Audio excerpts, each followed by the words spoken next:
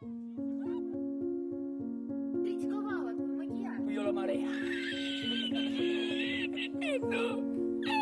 Армысыз, қайран елім қазағым, кезекті тақырып қызға қырық үйден тыйым болмақ. Қыз өріс, ұл қоныс болғандықтан, өрісі кеңесін деп қазақ халқы қыз балаға ерекше көңіл бөлген. Қыз мінезді келсін, ол өнерлі келсін дей отырып, қызға қырық үйден тыйым ережесін бекітті. Дана халқымыз қыз өссе елдің көркі, гүл өссе жердің көркі. Қызым саған айтам, келінім сен тыңда демекші, ата-бабаларымыз қыз баланың бойына адамгершілік, мәдениет, ар-ұят, еңбекқорлықты баулып отырған. Оған қоса шариат заңымен тәрбиелеген. Еліміздің ертеңі осы асыл аналарымыз бен қарындастарымыздың мінез құлқында жақсы адам болар бала дүниеге келеді. Сондықтан жастарды тәрбиелеуде заманның озығы мен тозығы бар демекші, заманның талабына сай озық тұстарын тиімді пайдаланайық. Қыз баланың ибалы һәм иманды тәрбиеленуі, ес біліп, етек жиған әрбірі, келін болып піскен үйге мынадай қырық істен тыйылуы қажет.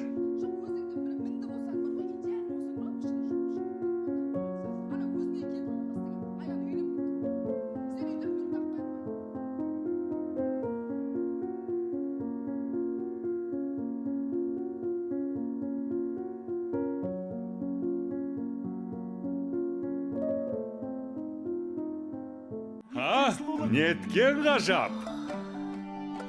Бірақ меніңше, Бибігүл, саған жетер сұлулық дүниеде табылмас.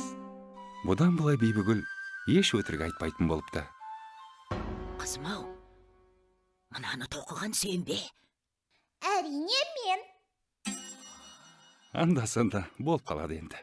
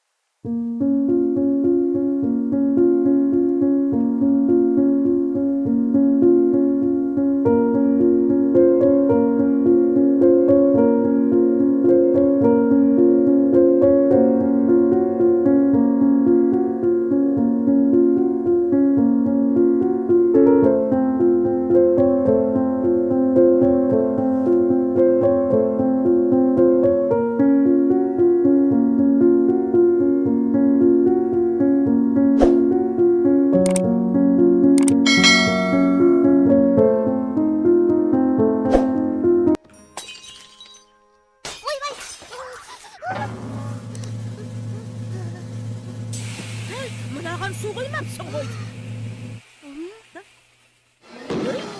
Раз она раскритиковала твой макияж.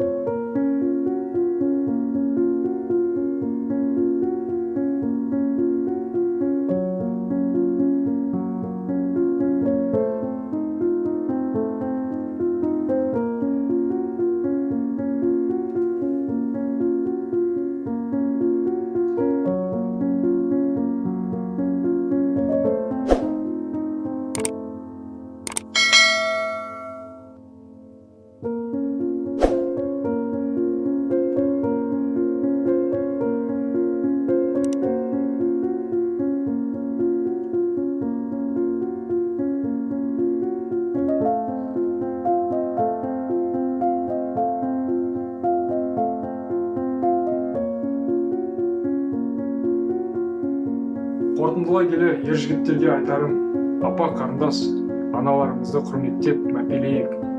Сыйлық сыйлап жиі-жиі қуантайық.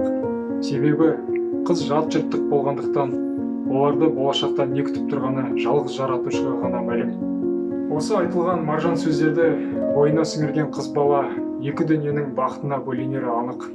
Қымтанып оранып ал демеймін, бірақ мынандай ашық-шашық жүрген де болмайды.